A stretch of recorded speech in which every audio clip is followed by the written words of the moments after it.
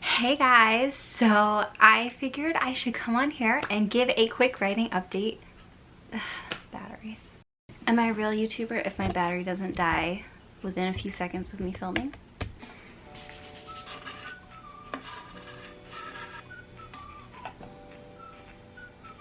Hey guys, so I thought I would come on here and give a quick update of what's been going on in my writing life before I get married and go on my honeymoon.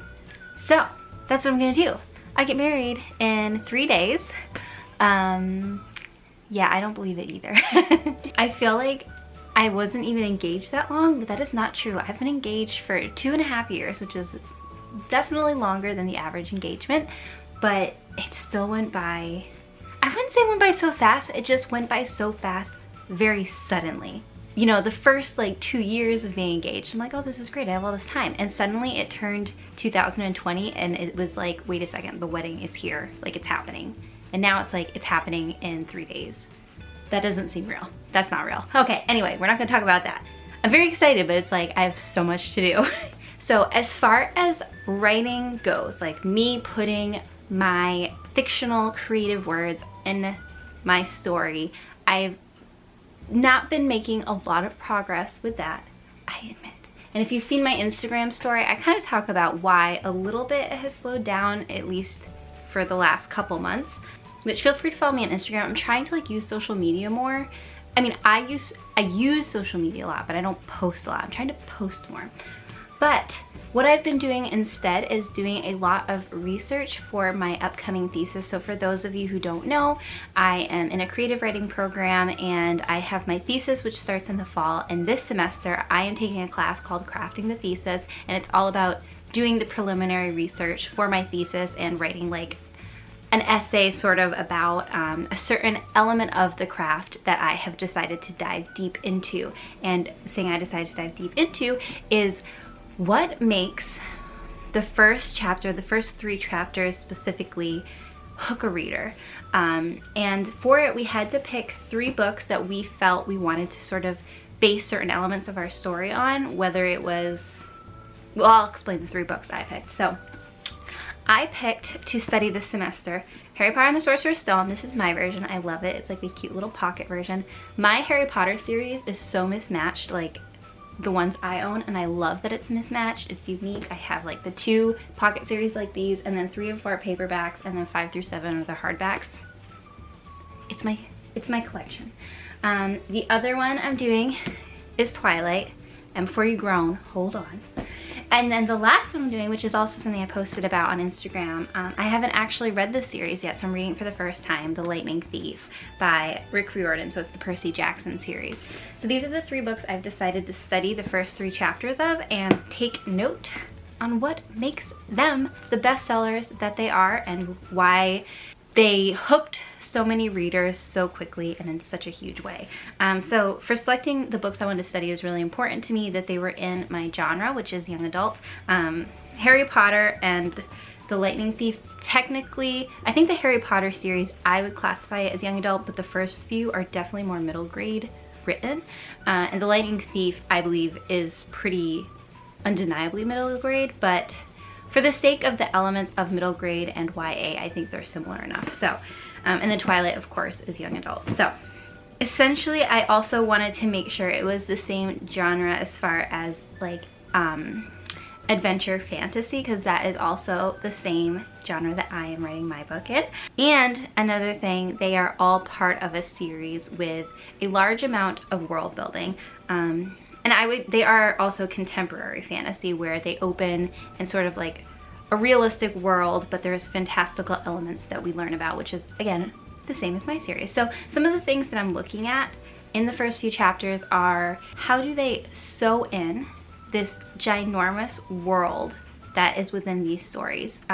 They each have, you know, not just like elements of magic, but huge worlds with huge backstories, and how do they weave that into a contemporary opening? Because they all open in a contemporary way, and what I mean by that is like we meet a character who's seemingly normal and seemingly sees the world as we do in a realistic fiction way, but we learn pretty quickly that it is a fantasy setting and there's things outside our realistic world that we are unaware of, and we learn that with our character, which is, again, the same as my book. So how do they weave that in the first few chapters specifically? And how do they pace such plot-driven stories? So in each of these series, like I said, they're a full series, and there's a lot going on with the plot. And so one thing I struggled with a lot in my first draft was that it was way too plot-driven. And what I mean by that is the characters felt very two-dimensional. I felt like a reader didn't connect well with the characters kind of blended together, or they were stereotypical caricatures instead of characters, which obviously is not good. You want your characters to feel like real people, at least I do, most writers do. So, but I feel like each of these books do a good job of making the characters feel real and making you feel invested in that. So how did they achieve that and do it successfully? Because like I said, all three of these were ginormous hits, ginormous bestsellers, so obviously they did something right. So like the first two are ones that I've read before, so I personally know there's certain elements that I like. Like in Harry Potter, I love that you get, like, as much as it's going on in the world of Harry Potter, I feel a lot of people can agree, they have this sense of home to them. You know, we don't just see Harry tackling the Dark Lord. You know, we are in his classes with him. We make friends with him. We watch him grow, and it's not just about the plot, like the main plot, the main question that needs to be answered in the book, which is an element I definitely want to get better at in my own draft.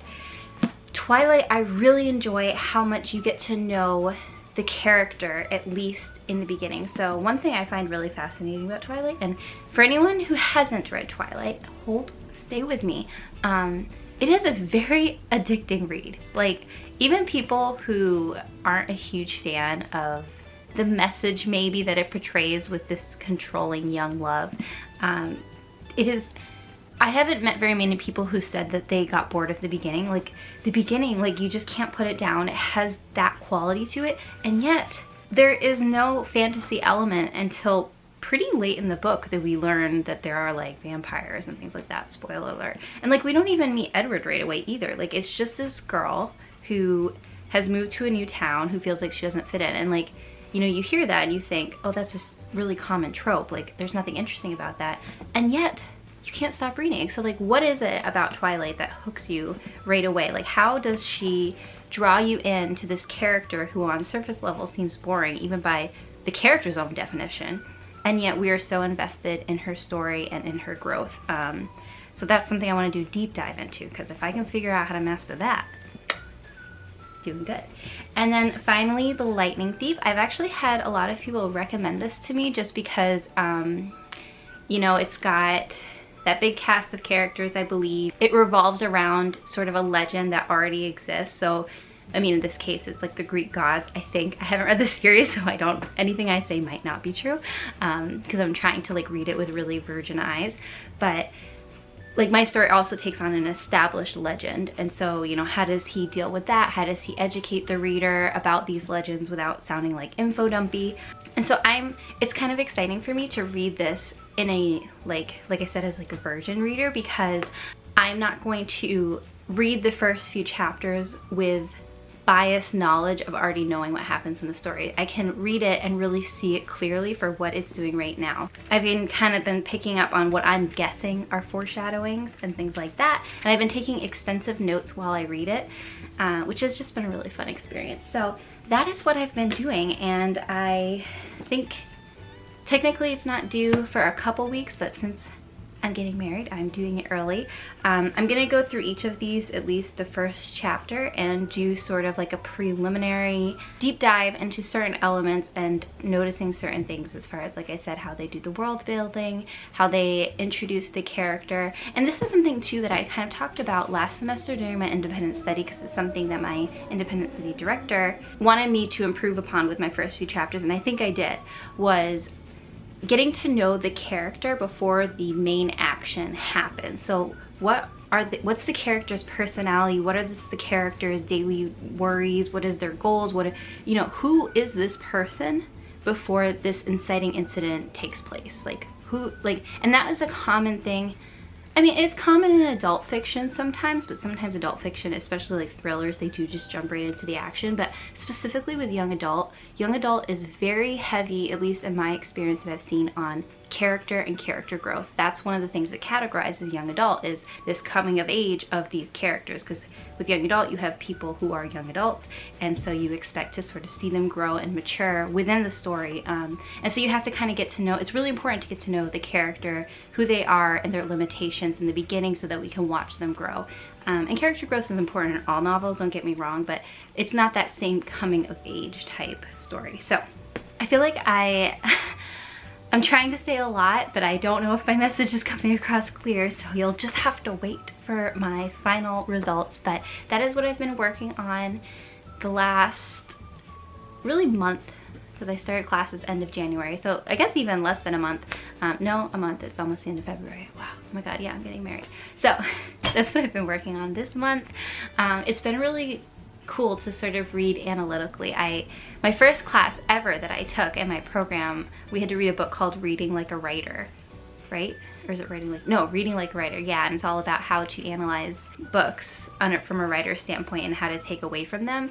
And so it's a skill I've kind of like slacked on since then, but it's cool to kind of go back into it. And it especially helps that I got to pick the books, and pick books that specifically meant a lot to me, because obviously, like, I want to know their secrets, and I am excited to talk about them. Like, I get to write like my crafting thesis essay on Harry Potter, like, goals, right? I will say, just because to like kind of address the video I made last time, one of the things I talked about in that was that I was upset with myself for letting things that I don't consider big priorities get in the way of things I consider utmost priorities. And I would say I've gotten more successful at that, and it's still a work in progress, and it's obviously going to be a lot easier once this big event is over. But you know, even with my wedding, like I said, being 3 days away now, I'm still thinking about writing, because you know, it's important to me. And you know, last night I stayed up late working on my homework, and I'll take, you know, some of my books to analyze for my flight over to Europe to work on. And you know, because I enjoy that, and that's fun for me. And so even though it is work, but like, it's my passion. So I've definitely gotten better, or I am improving on finding that balance. Book I'm reading, well, obviously those three, as I mentioned, but also I'm reading Murder, She Wrote, which, again, if you follow me on Goodreads, that's like 90% of what I read these days. There's 50 books in the Murder, She Wrote series. I think I've read almost 30. So I'm almost done. Well, I mean, like halfway, but I'll be really sad when they're over, because I like love them. They're not great. Like, I'm not saying like I think they're the best books out there. They're not, but just something about them is so addicting. They're just so cozy. Like, they're such a good cozy mystery. Some of them are really bad, but again, on my Goodreads, you can see which ones I thought were really bad. But some of them are so cozy. Oh, and plus, a lot of them take place in Maine, which is where I'm from, so I'm very biased that way. Anyway. And so finally, I am having a videographer at the wedding. Videos clearly are pretty important to me, and I wanted it professionally done. I didn't want to have to worry about making sure certain moments were recorded by loved ones or guests. So I think I should have a highlight video that I can post pretty quickly on this channel. Maybe I can even do that like as soon as I get it. It will depend on my internet access when I'm in hotels and stuff, but that would be really fun, just because I know, like, not just like you guys if you're interested, but my friends and family also obviously will want to see it. And then I think I'm getting a feature, like a 40-minute film, which sounds long, but usually my videos are longer than that, so I realize it's not that long. And of course, you certainly don't have to watch it, like, but I think I probably will upload it here just so that, again, friends and family can see it. My only concern is if the music is copyrighted, and so hopefully I can get him to use royalty-free music, or at least give me versions without background music so I can add my own royalty-free music, just because YouTube is a huge stickler on that kind of thing, which makes sense. Like, it's artist music, they should own the rights. So but yeah, I think, so if you are like, some of you guys have been following me for a really long time, you saw me when I got engaged, or you knew me before I got engaged, so I think, I don't know, it's just crazy. It's crazy to think, like, the first video I shot for this channel, I had just moved in like the week before. So this channel has really documented a large part of our relationship. And so it's just, I don't know, it's a big moment, and hopefully it will be able to document even more big moments, with all the writing in between, of course. So yeah, I've got 3 days left legally as Haley Bascom. Well, longer than 3 days, because you know, I probably won't put in the paperwork to change my name until the end of the month, but I don't have many days left as Haley Bascom. But this channel, for anyone curious, is going to say Haley Bascom. That is the name I plan to use as my pen name, my maiden name, so kind of a way to honor my past self and the other side of myself. But legally, I'm gonna have a new name, and I'm actually super excited about it. A huge part of that is so people at work don't find this channel anymore, because that's embarrassing. I actually have no idea if anyone from work knows about this channel. I feel like it'd be really naive of me to think that no one has ever searched me, especially during the interview process. Like, there's no way. I don't know. No one's ever said anything to me, which is impressive. But I guess it is awkward to bring up, because you have to admit you're stalking me. I stalk my coworkers. I've looked everyone up. So if you're watching this, no, I'm watching you too. Okay. This is turning into a really strange video. I'm gonna go. I have some things to do. One of which is to clean my disaster of an apartment. I've been complaining about how messy my apartment has been for, like, you know, the past few months, just because everything I've had going on. It has reached an epitome. Well, it's not like messy, it's just there's so much stuff. I'm gonna stop talking. This is what happens when I don't film for a while. I way over ramble because I have so much to say. I will see you guys in my next video when I will be married, or probably it's going to be the video of me getting married. So that's kind of cool. I think it's cool. Okay. Bye guys.